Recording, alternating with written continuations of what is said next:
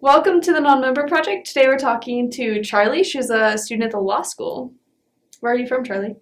I'm from the suburbs of Detroit in Michigan. Nice. And how did you decide to come here? I get this question a lot. So I'm a first-year student at the law school, so it's kind of a recent decision, I guess. But I have a very generous scholarship, and BYU has a lot of resources that are helpful when you're trying to get a job as a lawyer.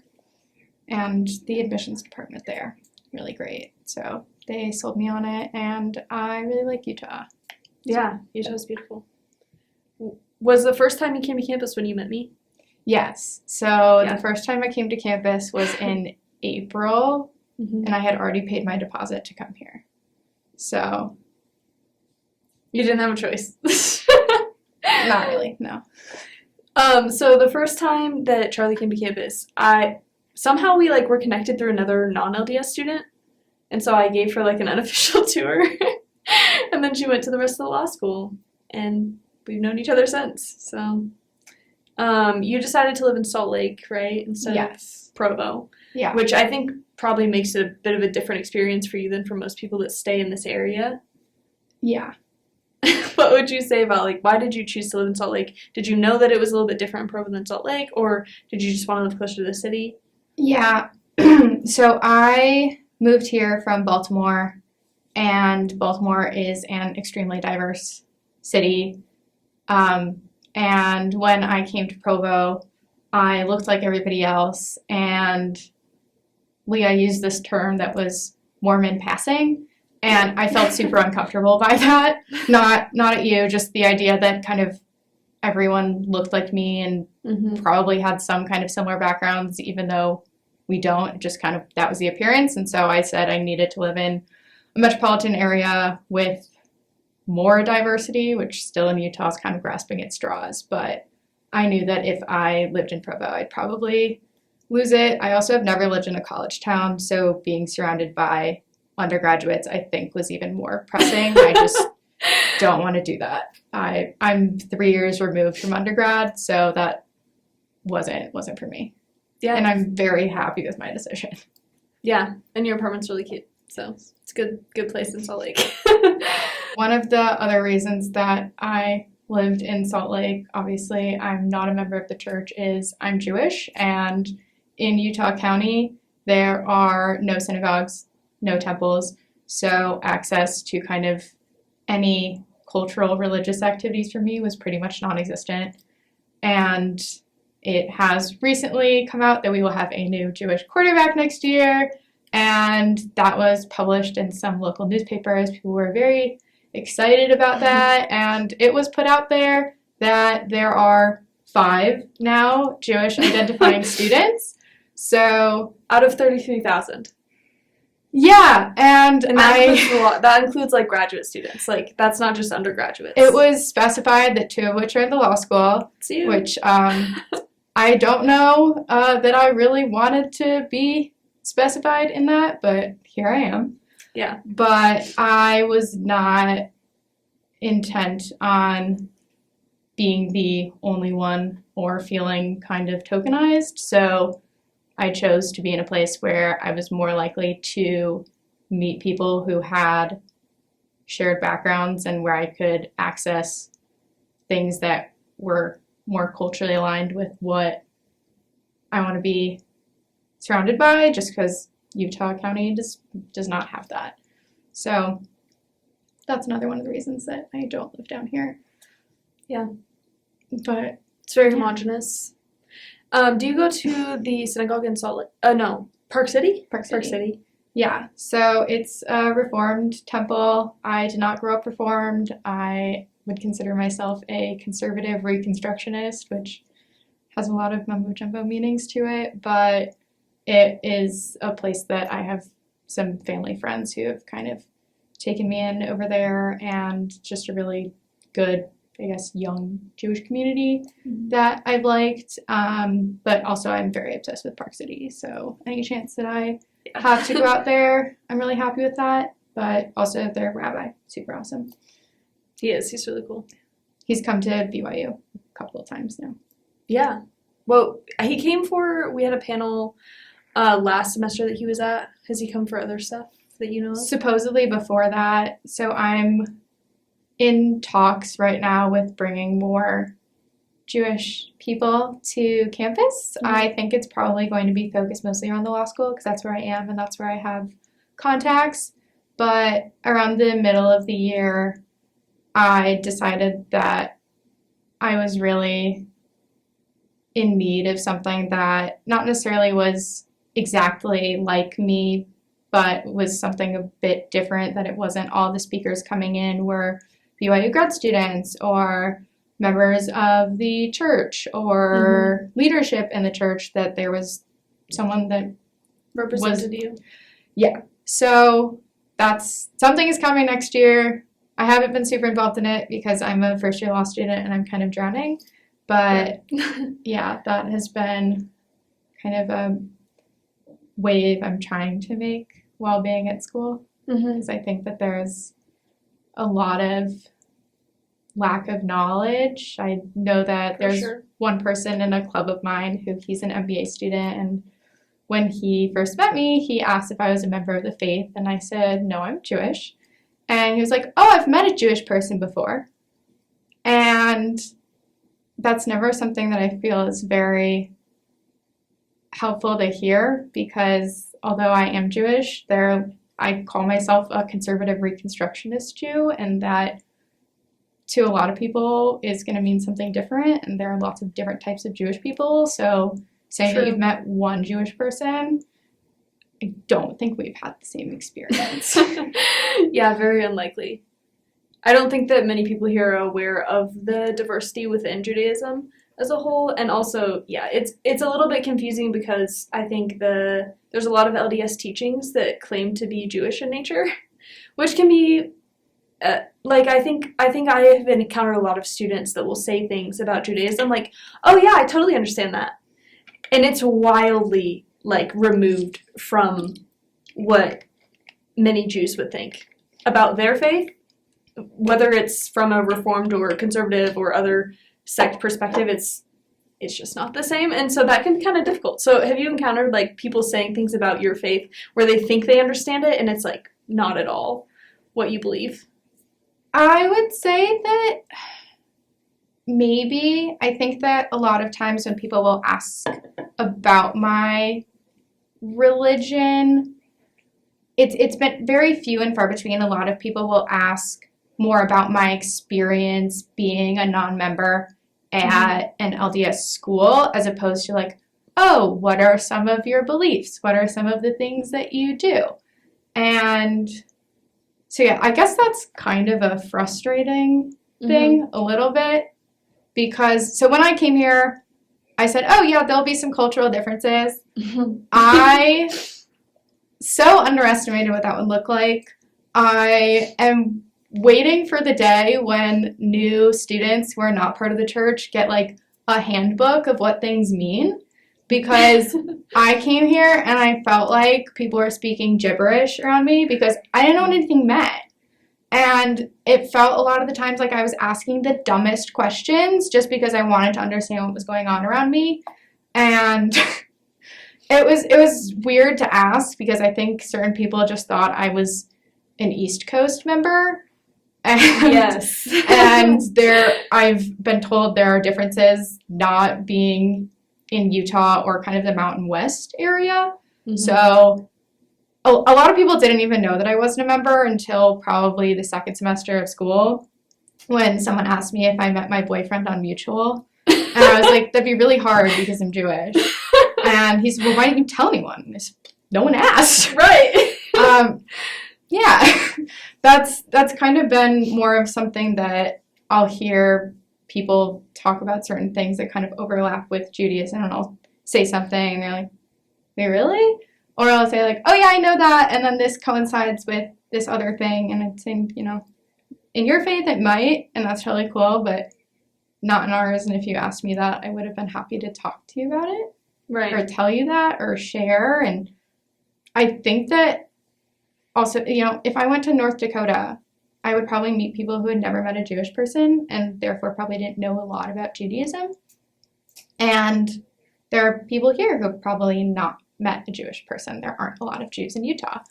And that's totally fine. That's not something that anyone can really control. And so if you want to learn, I'm down to help you learn. I went to Jewish day school from preschool to 8th grade, and I speak Hebrew and have studied it through college, and I'm happy to chat. But if you don't have that experience, I don't feel as though it's helping anyone to kind of fill in the blanks. I think that, Yes, when I came here, I really wanted to learn. And, I did have to ask, what is a ward? And really simple things like that. But there are other broader picture things that I didn't know. I remember when the Book of Mormon came out and my mom said that she was going to New York to see it. I said, Mom, what is a Mormon? And she said, they're people who believe that Zion is in Salt Lake City. And I said, oh, okay. And that was kind of the extent that I knew about anything. And kind of even before I came here, I thought I understood what it was to be a member of the LDS Church, and I didn't know anything at all. So it's a little humbling. I came It's here to learn, and I'm still learning, and I still probably say some stupid things, and I still get some looks, and that is what I'm here to learn law, but I'm also here to learn about a different culture and a different religion, and that, yes, is humbling, but also something that I'm down for, because throughout life you're going to learn from other people, and that's totally okay. And I think that that's why we put ourselves out of our comfort zone in different experiences. So I don't expect someone to know everything about Judaism. And yeah, definitely. Especially here in Utah, like you said, it's hard because you can't expect someone to have an experience that they've never had the chance to have. Right. And so, there's a lot of things that you can learn just by talking to other people. Although it's difficult here because we have 5 Jewish students out of 33,000. So definitely. Yeah, that's why we're doing a podcast instead of encouraging everyone to just find your non-member friends, and then we're totally swamped with people trying to talk to us. Yeah. So I don't wear a sign, but I do wear my Hebrew name necklace every day, and so I think this is one of the only reasons people know. Yeah.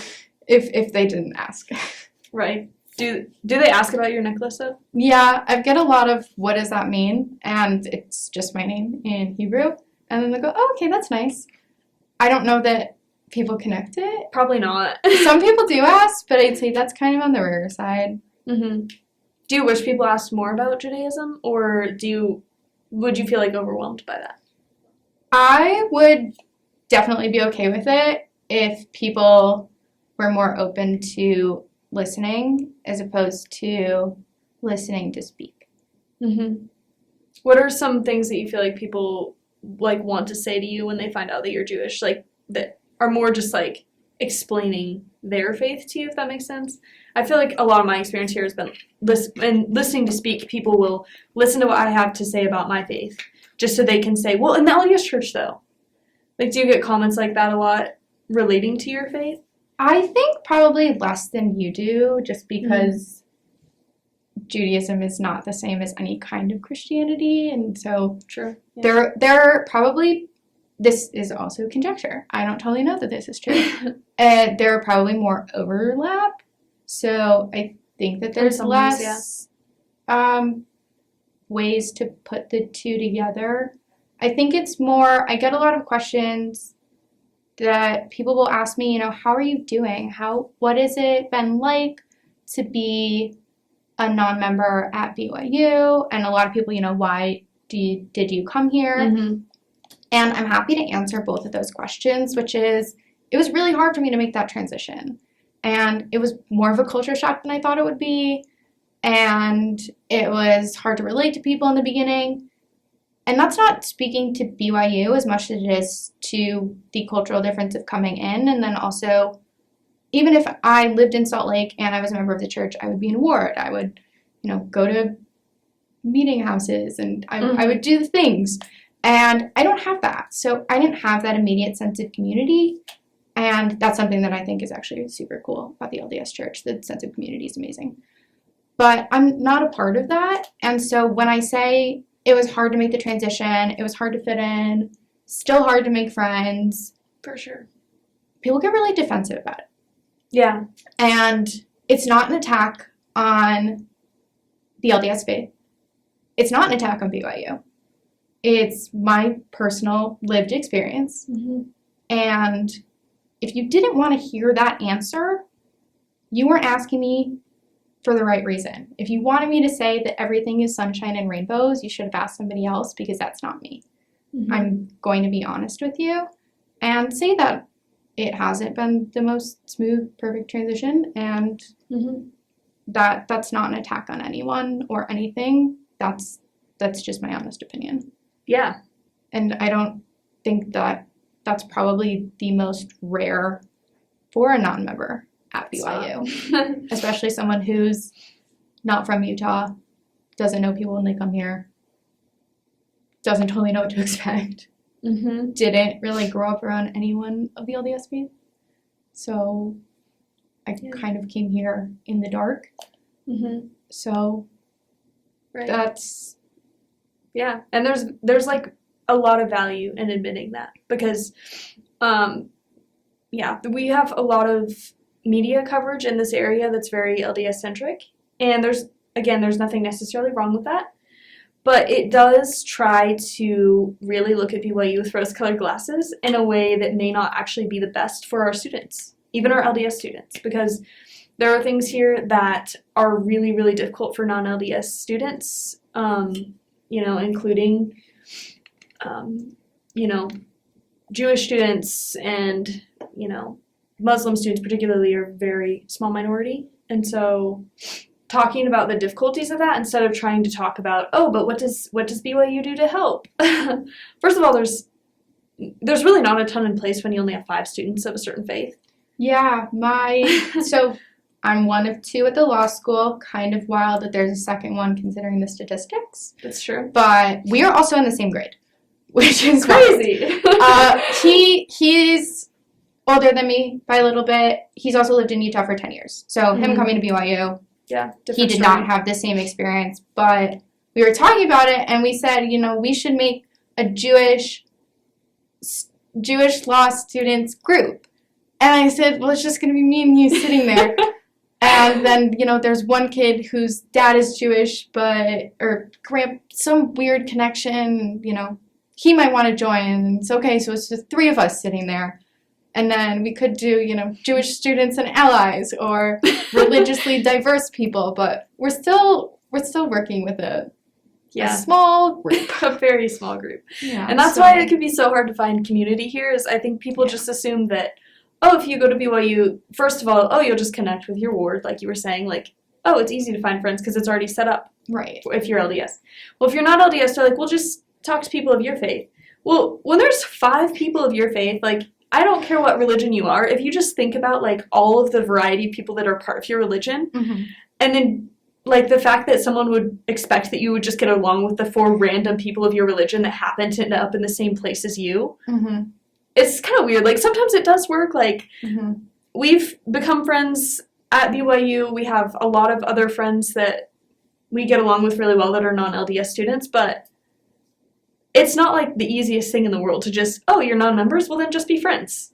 Yeah, it's kind of funny. So when that article about our new Jewish quarterback came out, it said 5 students. He's one of them, so he doesn't actually go here yet.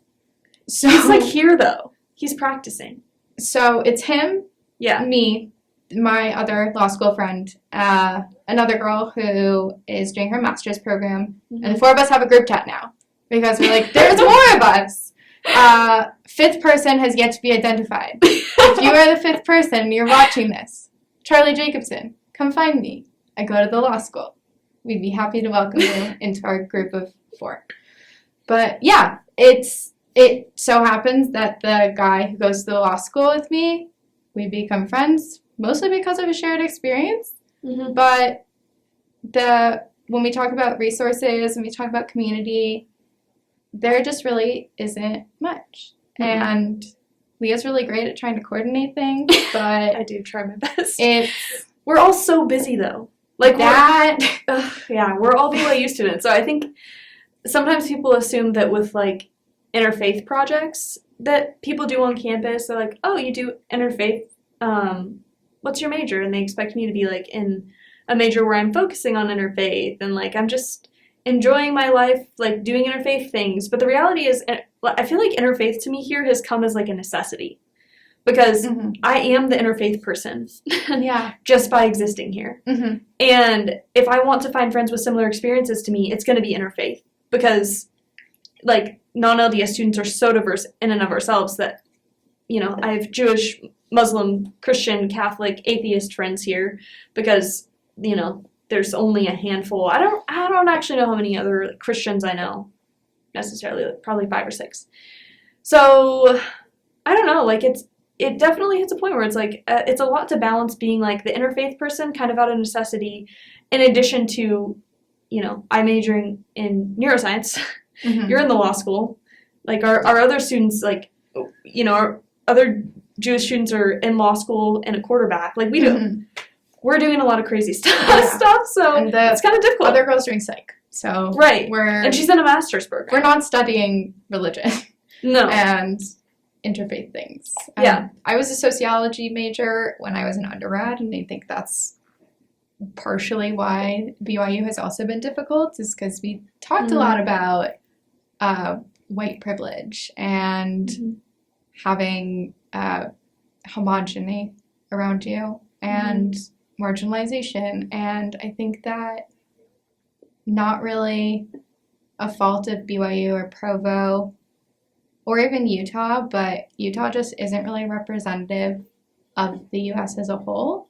So I think when we talk about things like interfaith, it's difficult to kind of contextualize that when we don't have a population that is accurately representing what exists kind of everywhere else. I've lived a variety of places, and Utah is very special for lots of reasons, and that happens to be one of them. And that's a product of just who ended up here and not a fault of anyone.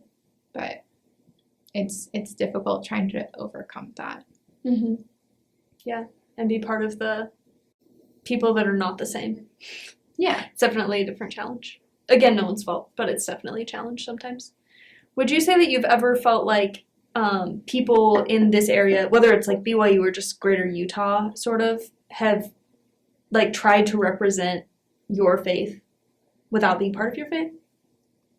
I think that there are some things within the LDS faith that I've learned about that I don't agree with, that have context in terms of Judaism. So, as an example, my last name is Jacobson. I am the son of Jacob way, way, way back somewhere that I don't know where it came from. And when I think about where my ancestors came from, I don't totally know. I've done, you know, the 23andMe, and 50% of me is just Ashkenazi Jew, which to me is like, all right, what does that mean? Like, where am I from? What is anything? And I can't go all the way back to biblical times and say, you know, here I was with, you know, my family or my clan, or a lot of people are, you know, grouped by jobs forever.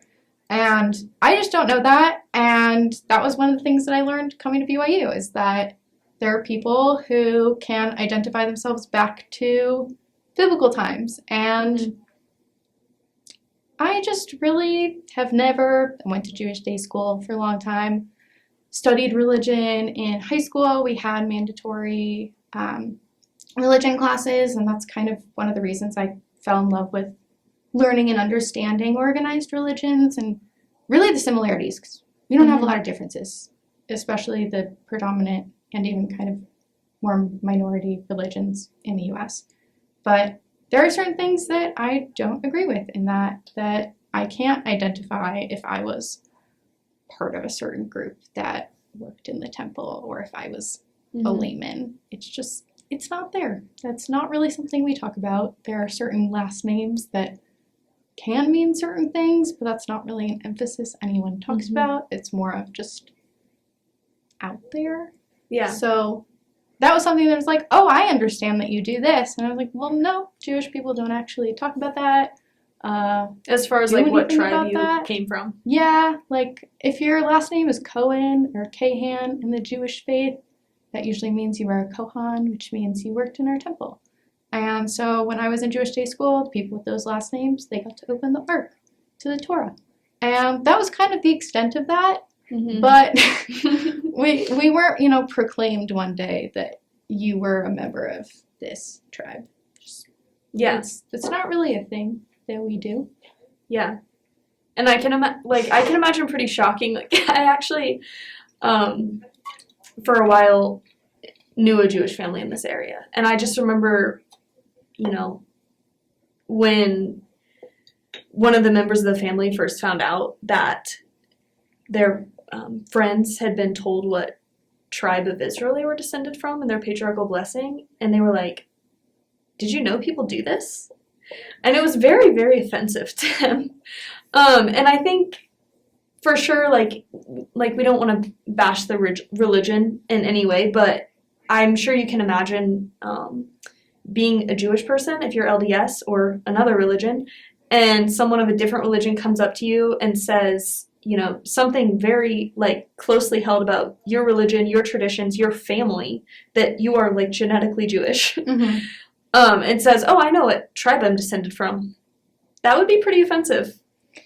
Yeah, and I think there was only one other thing where someone said to me, because when we do prayers, I guess, I kind of forget what they're called, but sometimes people will go up and they'll say, thank God for things, and, I believe in God.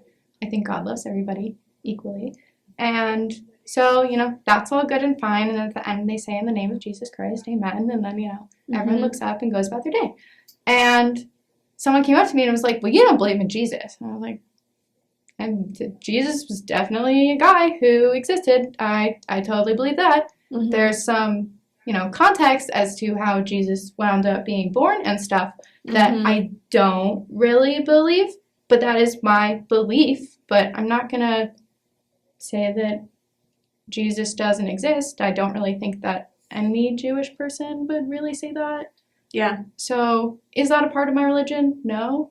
If you asked me how I feel about Jesus or whether or not I think Jesus existed, I would be happy to talk about that because I actually think it is interesting. And yeah, for sure. There's a lot going on there with that story, and our Bible kind of stops before Jesus comes in. Yes. But I've studied various religions, like I said before. Do I know the full extent of every religion? No. I'm very happy to admit that.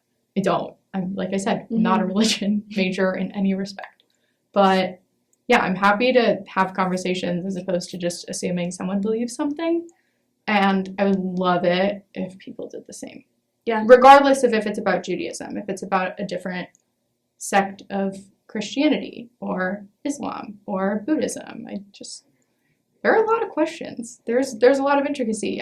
I just took the most miserable midterm that had all these teeny little parts to it, and I could probably spend the rest of my life studying that. That's how I feel right now, and I feel like that's the same with religion. There's like teeny tiny parts, and then there are all these sects of Judaism. There are all these sects of Christianity that and every individual person thinks something different. Like I believe completely different things from probably my entire family in various topics, and we through my family, extended family too, we have a lot going on. So there's a lot to dig into, and I think it's just better to not think that you know the answer and to just ask the question. And then if you're going to ask the question, actually listen, because if you didn't want to listen, you shouldn't have said it and you shouldn't have asked. It's it's frustrating for the person you're talking to. Yeah, agree. Yeah, it's less rude to just not ask a question if you don't mean it. At least that is definitely my opinion on it, as someone who gets asked a lot of questions that people don't really want the answers to. And you're just like, why did I spend my time and emotional energy responding to something that someone didn't actually care to ask? My problem is that when I ask questions, my questions lead to more questions. Mm-hmm. Because I don't want to know just the little pinpoint. I want to know the stuff around it. Because that's how I'm learning, that's how I'm growing, that's how I'm understanding the culture, and honestly being more respectful. Because I think that it's sometimes, so this is going to maybe sound bad, but I grew up in a family that curses a lot. And my alternative was always to use the Lord's name in vain. And I came here, and that does not work. No. And the first time I said that, someone looked at me in a very bad way. And I totally understand, because it was my first week of school, and I kind of forgot that you can't do that. And that is something that I fixed. But there are things like that where I came in and I just didn't grow up having certain things, and like people laugh, and it's so real that I came in and I'm like, all right, you have to learn and adapt to a whole new culture. Today I wore bike shorts, and I think that some people looked at me a little weird, and I think that I'm dressed very appropriately, but there are definitely some differences, and I have to remember that, and I be as respectful as possible, and remember that this isn't a place where I'm the predominant faith, obviously, at all. And someone once said, I don't think you should need to follow the honor code because you're not LDS. And I said, well, I'm in your space.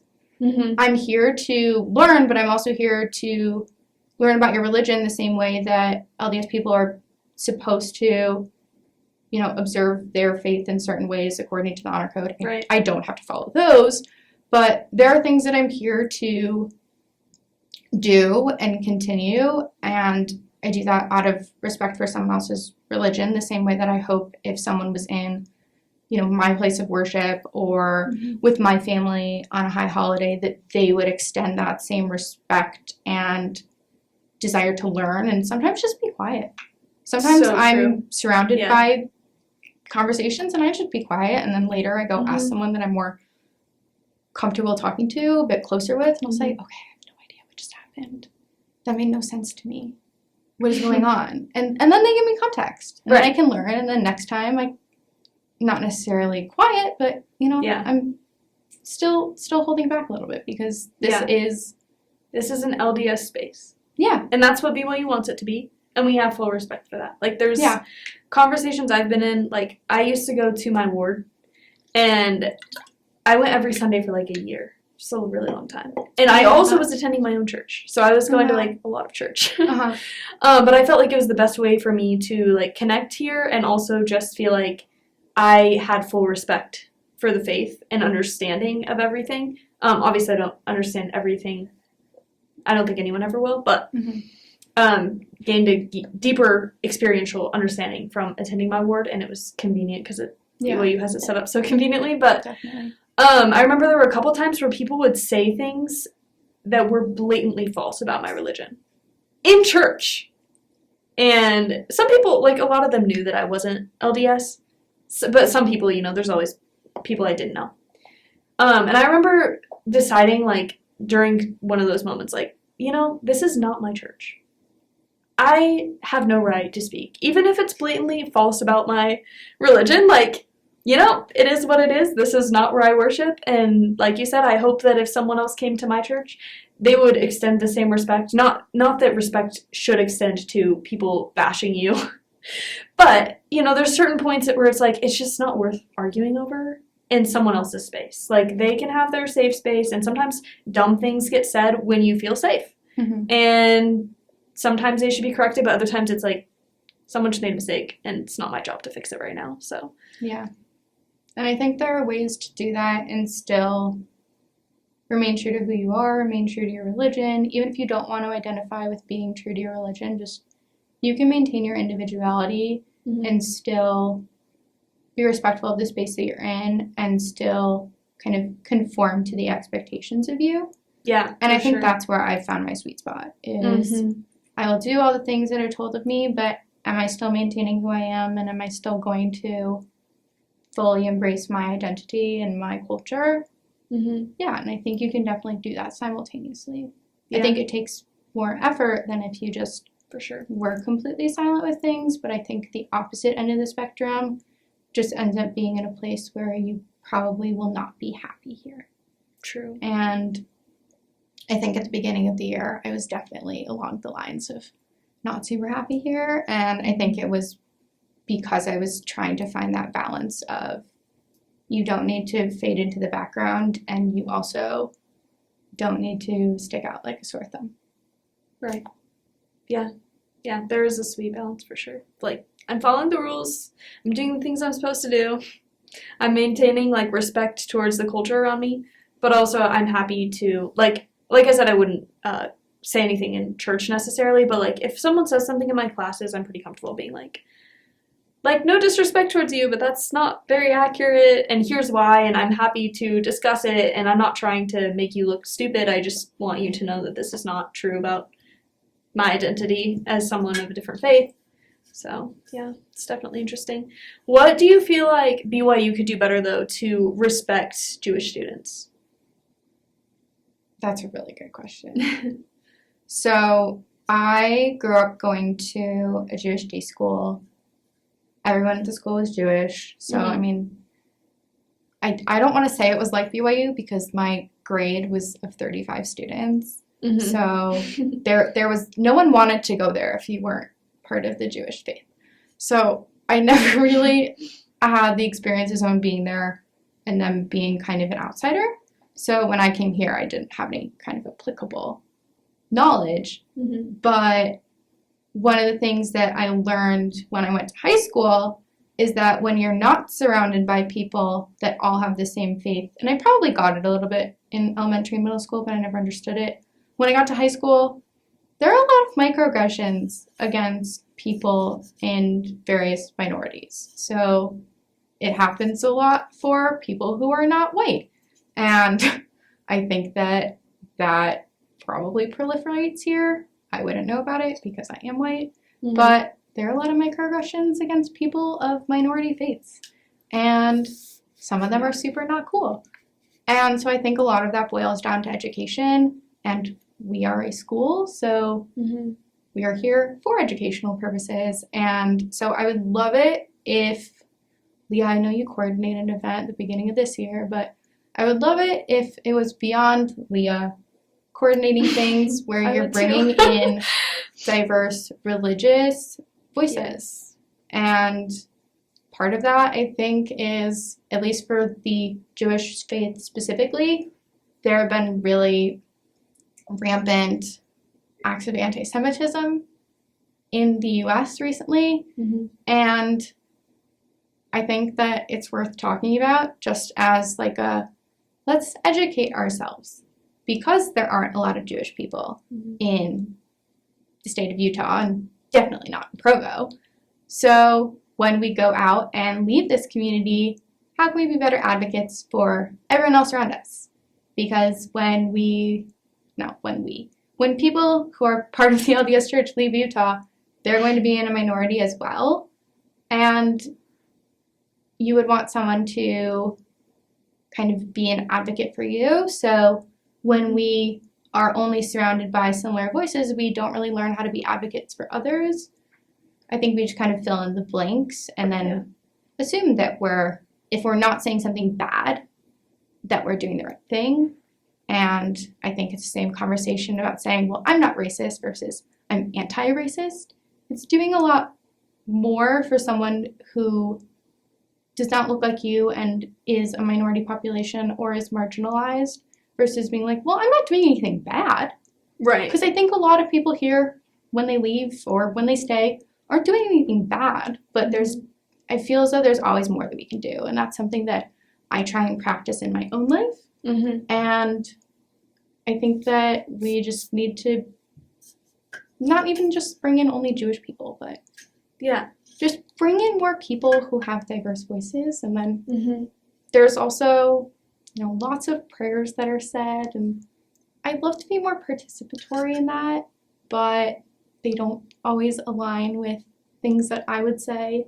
Right. I have actually a very diverse religious family. So my mom grew up super Catholic. She converted to Judaism. My father's Jewish. His whole family is Jewish. My mom's whole family is still Catholic, except for her brother, and he converted to Buddhism.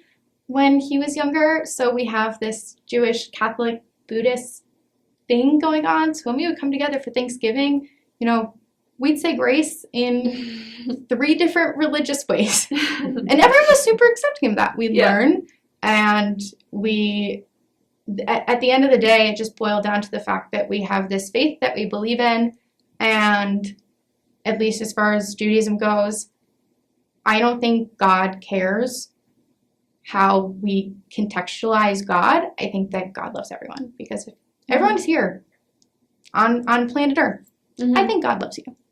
And I think that's what matters. I don't think it matters what we call God, what gender, if any, we want to give to God. I think that there's just so much love and acceptance that could go around, and a way to make people who are not part of the LDS faith feel more included. I think that would feel really nice.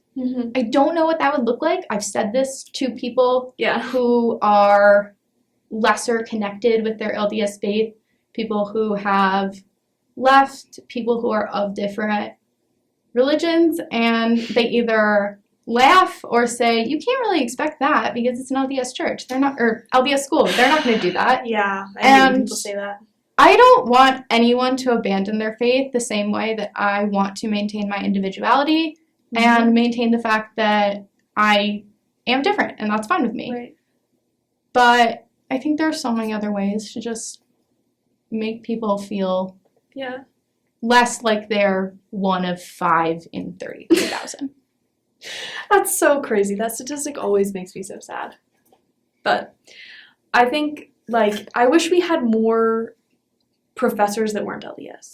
That would also be cool. Not to say that we need to, again, we're not trying to say let's make this a non-LDS school. However, we apparently value non-LDS people enough when it comes to coaches and athletes. And we don't in other areas. And it's kind of frustrating because I don't think that this should be less of an LDS school. Neither do you. We are happy with it being an LDS school. We are happy for it to be what it is. However, if you keep only one perspective, you cannot learn. You cannot learn. I have learned so much from being a minority faith here. I'm sure you can say the same. And I don't think that it would take away from our campus to have diverse perspectives. Of course, you can always bring it back to the LDS faith, say this is what our school believes, this is what we expect you to hold to. But I don't think that there's any harm in bringing in people of other faiths to share their beliefs. Not to convert people, obviously, we're not saying let's bring evangelists of any religion onto campus. Just don't people want to know? I have a hard time understanding what it would be like to feel that the only way to learn is from someone who's part of my own faith. Yeah. Because I don't think that's the way that, God in any religion set up the world. I don't think if you look around us, you would see that as, a, something that makes sense with the people around us. I think God, at least in my opinion, and I think from what you've said, probably yours as well, wants us to enjoy diversity and learn from it, not to shy away from it. And so I think it would actually be really, really powerful if BYU was able to say, we are still an LDS school. We uphold LDS standards. We admit LDS students and non-LDS students who will sign the honor code and get in on their own merit. But we also welcome speakers of other faiths or professors of other faiths to come and share their perspectives more than just as a token. Because we do get people coming in where they're we'll have this person once. We've had maybe 2, I know of 2 Jewish speakers that have come on campus. I've interacted with both of them. They've been wonderful. In the last year. There may be a handful more that I didn't know about, but I tend to know about things happening in the interfaith space here. I think that would be pretty unlikely that you wouldn't know about it. But it's really sad because I think there's so many opportunities we have to learn from people of other faiths, and BYU sometimes tends to limit itself in wanting to keep everyone, it's almost like you can only be inspirational if you're LDS. And yet we know, most of our students, everyone that went to our forum with the president of Yeshiva University, loved it. Like, glowing reviews all around. And it wasn't students saying, oh, now I'm less LDS. You just learn from it. Yeah, I think that it isn't as much as BYU doesn't want to bring those people in. I just don't think it's as much of a priority. And I think that part of it does probably have to do with access, is we have really brilliant people on campus and really brilliant people who are part of the LDS faith, and they just happen to live in Utah, so they're easy to get to. So it's more of making it a priority to say, okay, we have other resources and networks to get other people to come here, and I think other people do want to come here. Yeah, and sure. It's just going that little extra step of it might take a little bit more work to reach out to someone, but I don't think that it's really that hard. And I think that if someone engages with a person who's not of the LDS faith and is like, hey, will you help me get X person to come in here? I think they'd be probably pretty excited that you were even interested. Yeah. And BYU wants non-LDS students to come to the school. I think that's pretty much a fact. They are pretty generous with money, getting people to come here. I know they have, beyond the law school, there are different setups. I don't totally know the specifics of them, but BYU doesn't not want non-members to come here. And so I think that if that is going to continue, it should probably also be reflected in other practices about involving those people, because you might get them here, but if they're not happy, are like they gonna tell other people to go there? Yeah. For other reasons, are they gonna donate later? True. Because I'm thinking about that as, I go to school for free. Yeah. Am I going to have a positive enough experience that I want to, when I'm a lawyer, pay for someone else to go for free? I don't know. I think about that a lot. Yeah. And obviously that's down the road because I'm a broke law student, but it's something that I think about, that I was given this really gracious gift to be here because people said that they wanted me here, and I got here, and sometimes I feel that and sometimes I don't. And so I sometimes feel a bit of that tokenizing, and in I won't say the newspaper's name, but if you Google it, you could probably find it, where I was one of 5, then called out as 2 in the law school. Yeah. I didn't really ask for that, and I didn't really want it. And some people said, oh, that's cool, you're 15 minutes of fame. I didn't want that. I want to be a good law student. I don't want to be the Jewish law student. Right. Yeah. Yep. I completely agree. And it was very interesting to kind of read that article as a non-LDS student and just be like, it's just frustrating because, I mean, obviously I know you.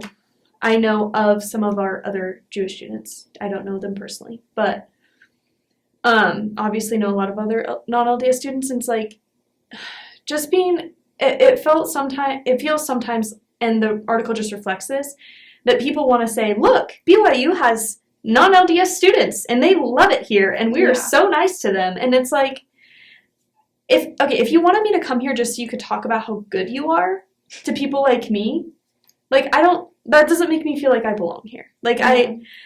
I think that there are many people here that have really good intentions, that are really kind people, and that really did fight for me to be here, for other non-LDS students to be here.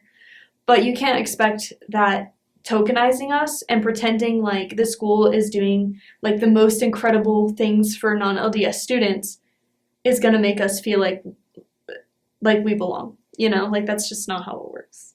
And I think going back to what you were talking about, professors, is if you want non-LDS students to create a more diverse community and to bring new perspectives, I think that should be reflected in your hiring practices.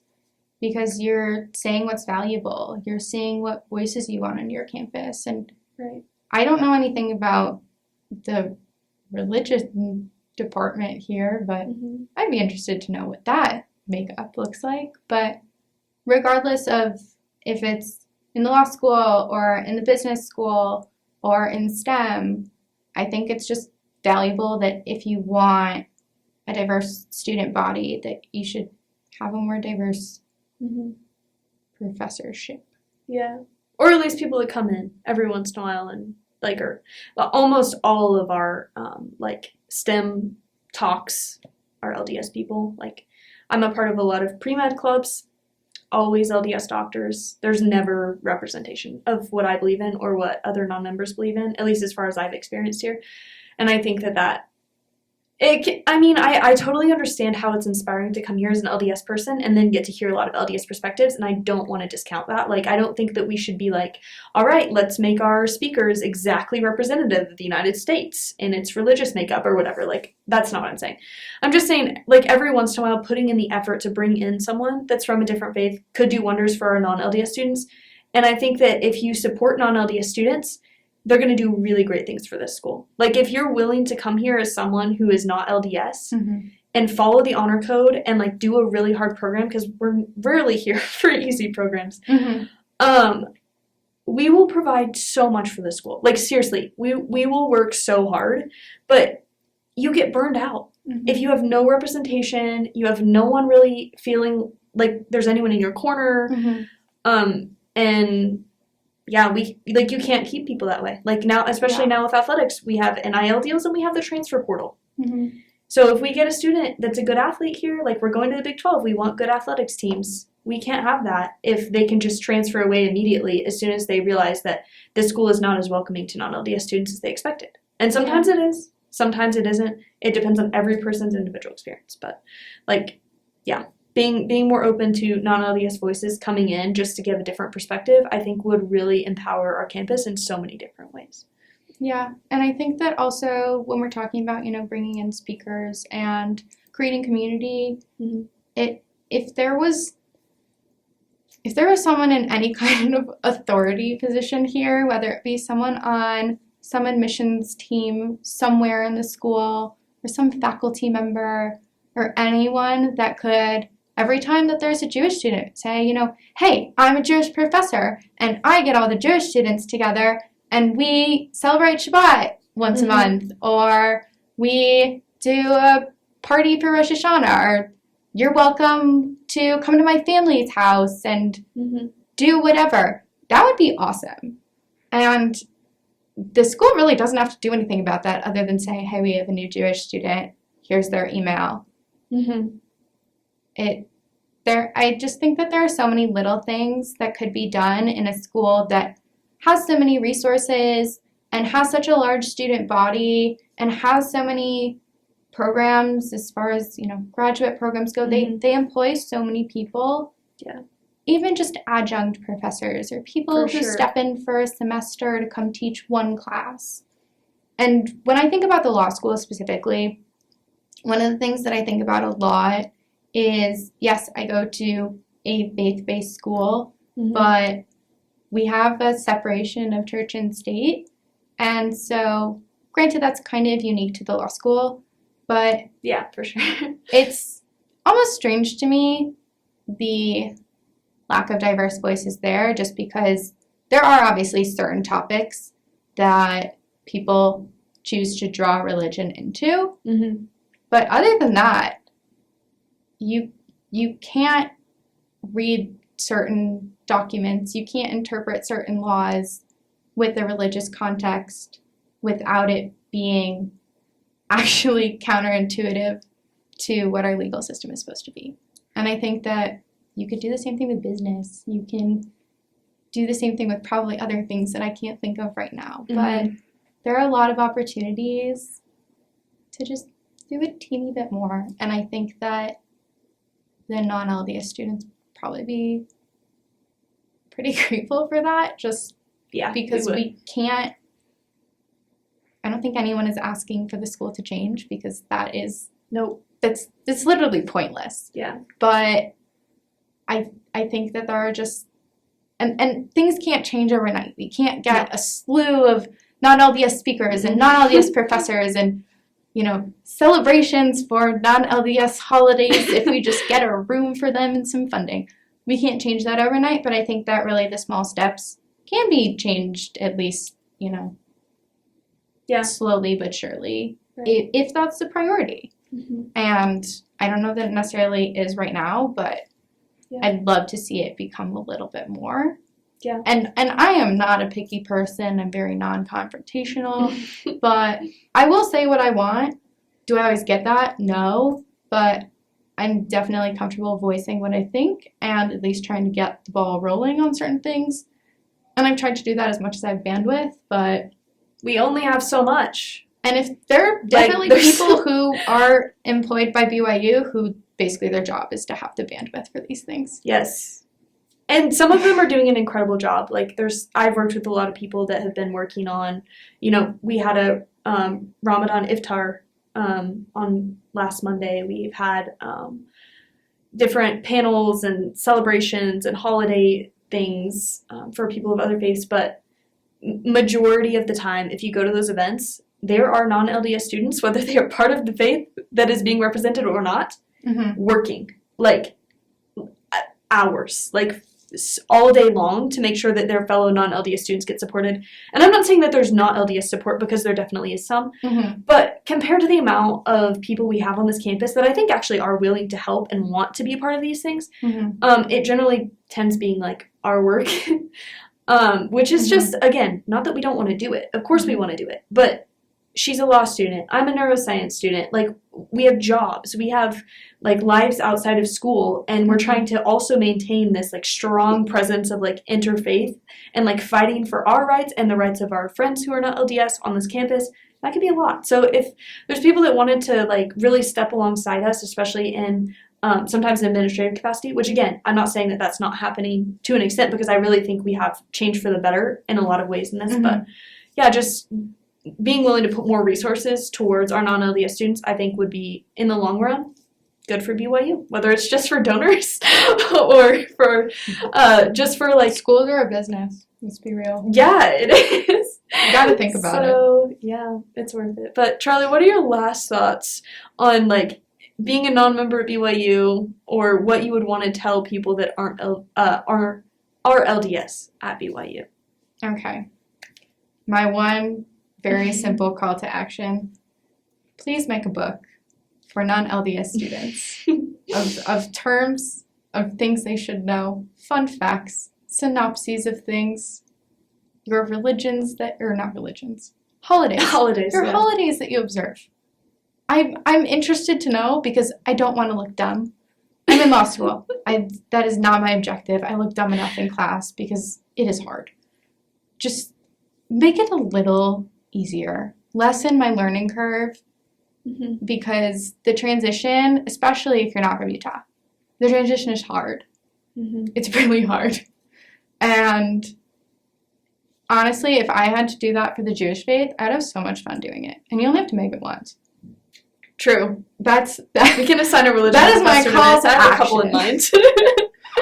But yeah, anything that when someone comes in and also asks a question and you think it is the dumbest question on the planet, just answer and know that they're there to learn. And if anything, they are humbling themselves to a point of knowing that they are asking a question that is probably the equivalent of one that a 3-year-old growing up in the LDS faith might ask.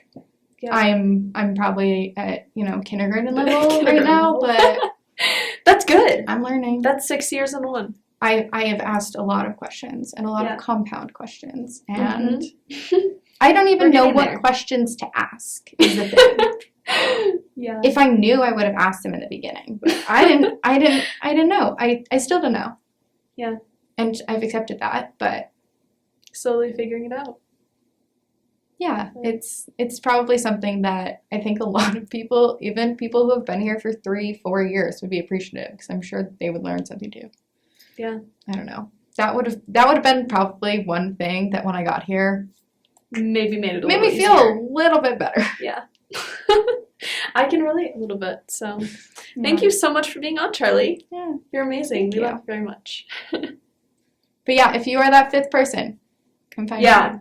Come find Charlie if you're the Jewish student.